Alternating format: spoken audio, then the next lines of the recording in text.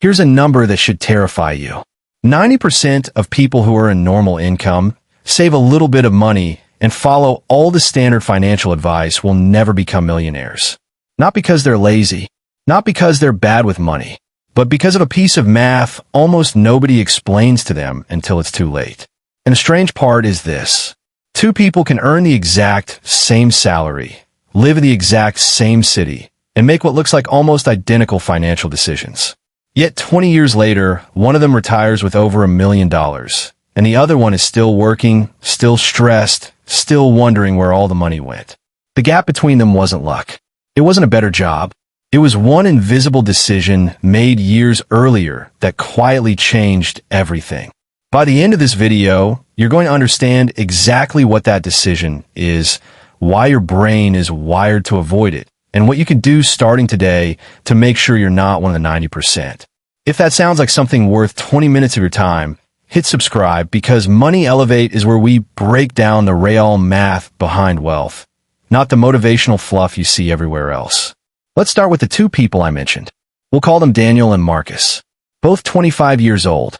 Both working entry-level jobs, earning $45,000 a year. Both living in the same apartment complex, driving similar used cars, and honestly, both spending their Friday nights the same way, at the same bar, splitting the same pizza. Here's where things quietly diverge. Daniel decides to put $200 a month into an investment account. Not a huge amount. Not a sacrifice that changes his lifestyle in any noticeable way. Just $200 automatically every single month into a simple low-cost index fund. Marcus does something that feels completely reasonable. He tells himself he'll start investing once he's earning more. Once the raises come in. Once life feels a little less tight.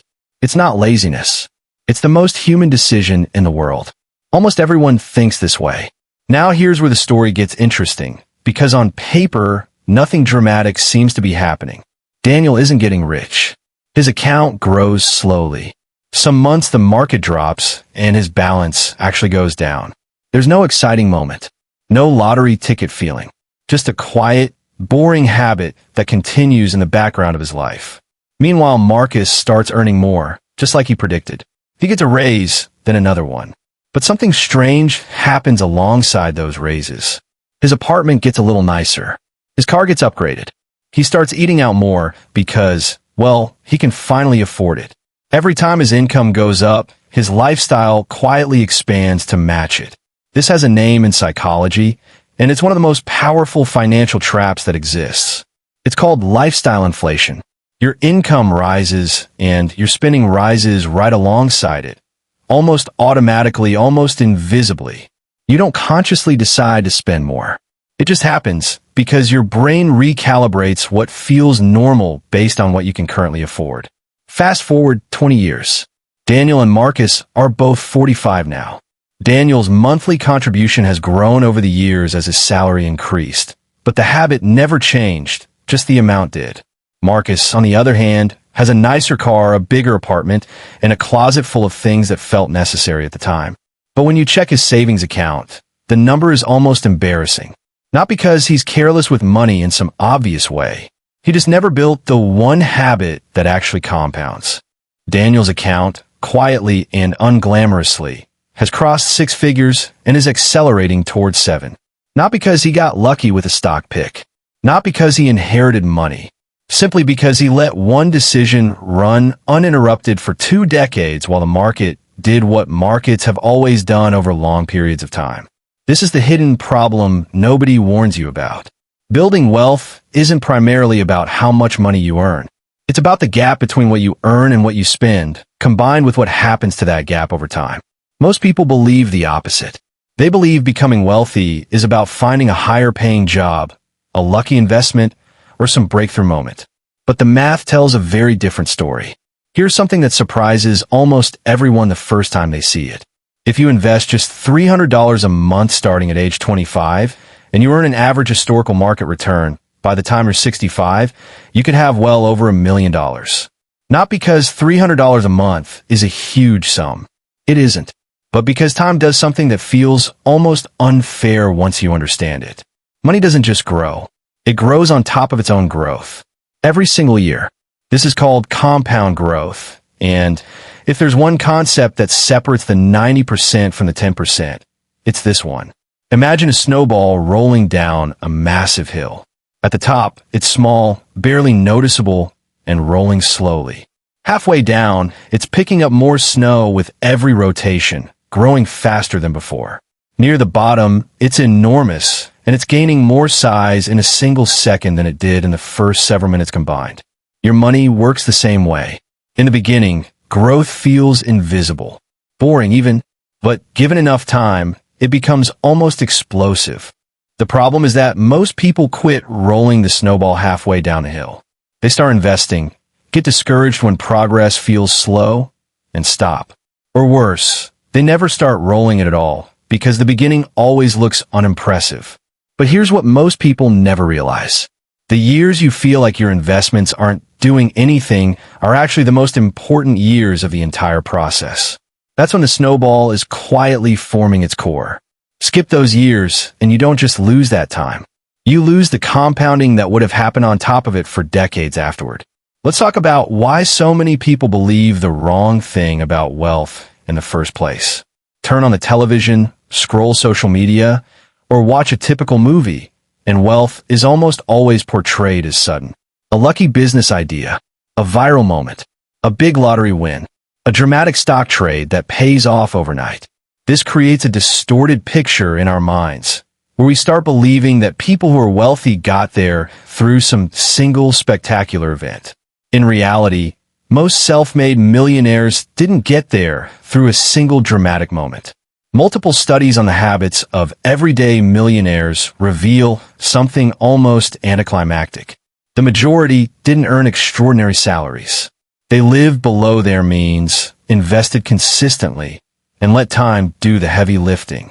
Their stories don't make good movies because there's no dramatic climax. Just 20 or 30 years of quiet, repeated decisions.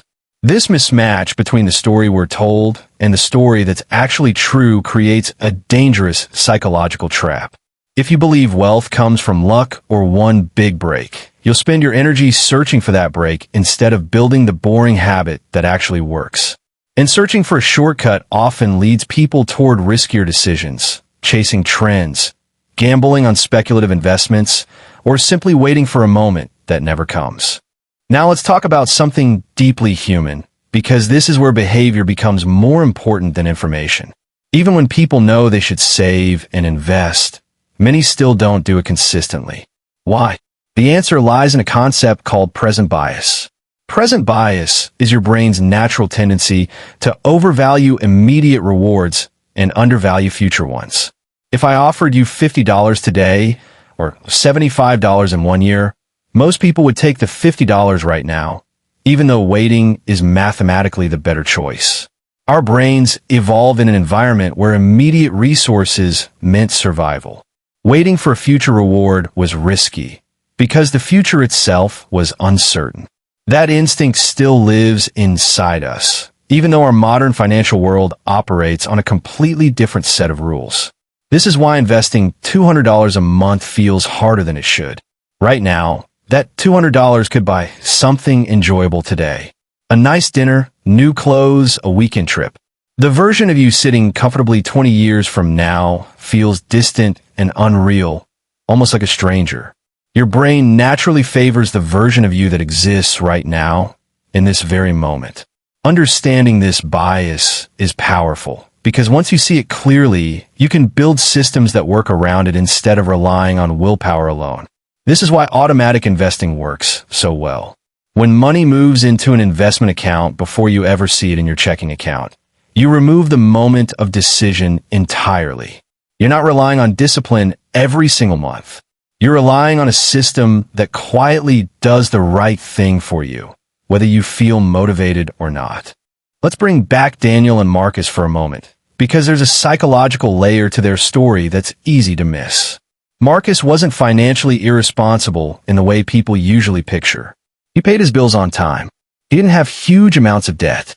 From the outside, his life looked completely normal, even successful. That's exactly why this trap is so dangerous. It doesn't look like failure while it's happening. It looks like an ordinary, comfortable life. This connects to another idea worth understanding, something called social comparison.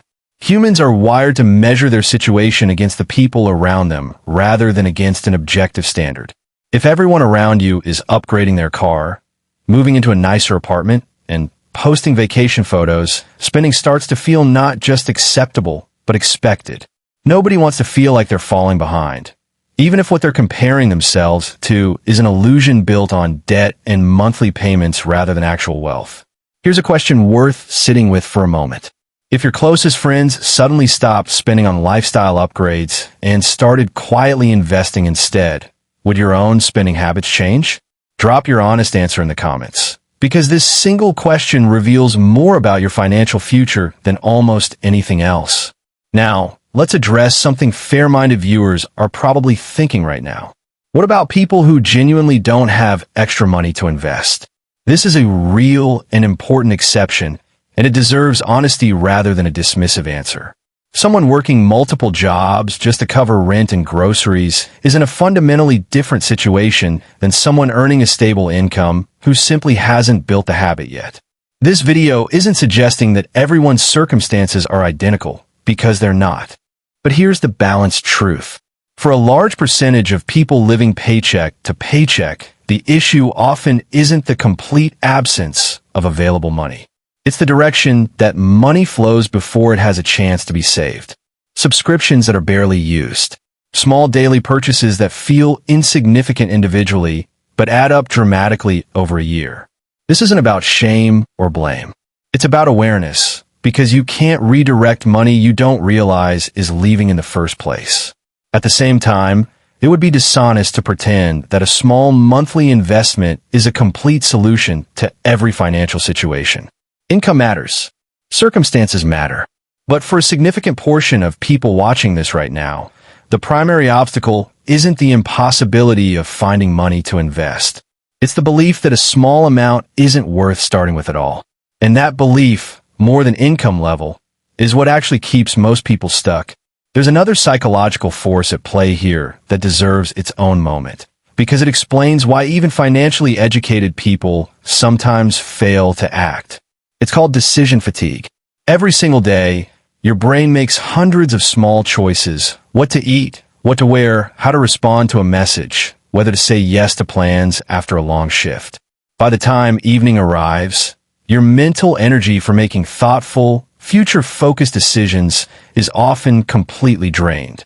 This is exactly why so many people plan to figure out their investments this weekend, and somehow never do. It's not a character flaw.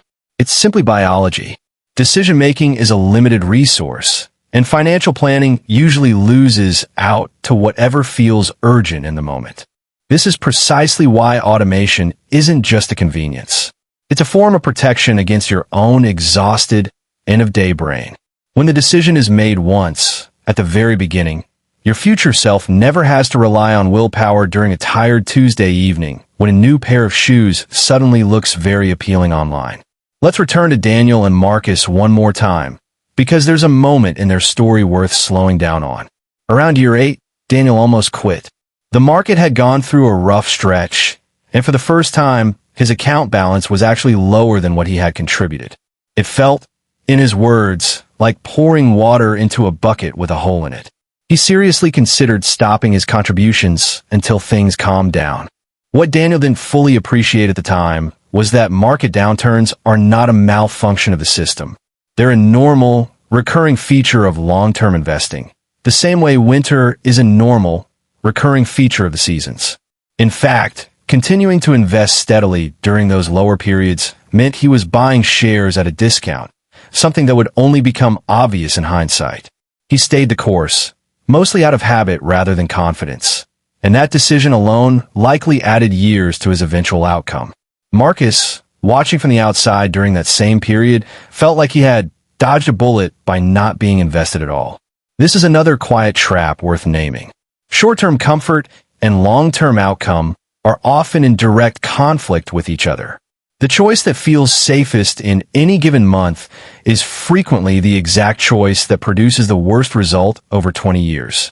So let's get practical, because understanding the problem means nothing without a framework to fix it. The first step is deciding on a percentage of your income, not a fixed dollar amount, to direct toward investing before it touches your regular spending. This could be 5% for some people, 15% for others. The exact number matters less than the consistency of the habit. The second step is automation. Set up your investment contribution to happen automatically, right after your paycheck arrives, before that money has a chance to feel like spending money. This single system removes the daily battle between your present self and your future self. You're no longer relying on motivation, which is unreliable by nature. You're relying on a structure that works whether you feel disciplined that day or not. The third step is patience through the boring years. Remember the snowball. In the first several years, your investment account will grow slowly, sometimes frustratingly so. This is normal. This is expected. This is not a sign that something is wrong. This is simply what compounding looks like before it gains momentum. The fourth step is protecting your habit from lifestyle inflation. When a raise or bonus comes in, resist the urge to immediately absorb it into your spending. Instead, direct a meaningful portion of every increase toward your investment contribution. This one adjustment alone is often the difference between people who eventually break free financially and people who remain comfortable but stuck for their entire working life. Here's where the entire perspective needs to shift, because most people frame wealth building as a sacrifice. Give up your coffee. Give up your vacations. Give up enjoying your life now for some distant reward later. This framing is not only unpleasant, it's also inaccurate. The real shift in thinking is this. You are not choosing between spending money and having a good life. You are choosing between two future versions of yourself and deciding which one gets priority. One version spends slightly more today and works well into their 60s or 70s out of necessity rather than choice. The other version spends slightly less today and gains something far more valuable than any single purchase could ever provide. Options. Freedom. The ability to make life decisions based on what they want rather than what a paycheck forces them to do. Daniel didn't live a deprived life during those 20 years. He still traveled. He still enjoyed his weekends. The $200 a month and the amount that gradually grew alongside his income simply became a normal, invisible part of his monthly life, the same way rent or a phone bill is. He didn't notice its absence because he built the habit before his lifestyle expanded around that money. This is the real secret behind the 10% who do become millionaires, and it has almost nothing to do with intelligence, luck, or income level. It has everything to do with building one consistent habit early, protecting that habit from lifestyle inflation as income grows, and allowing enough time for compounding to do what it has always done throughout financial history.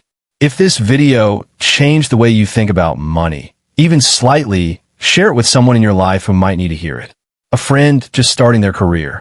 A sibling who feels like saving is impossible on their income. Sometimes the right piece of information at the right moment changes the entire trajectory of someone's financial life. Here's the last thing I want you to sit with. 90% of people won't become millionaires, not because the math is impossible, but because the math is unglamorous. It doesn't offer instant gratification. It doesn't make for an exciting story to tell at a party.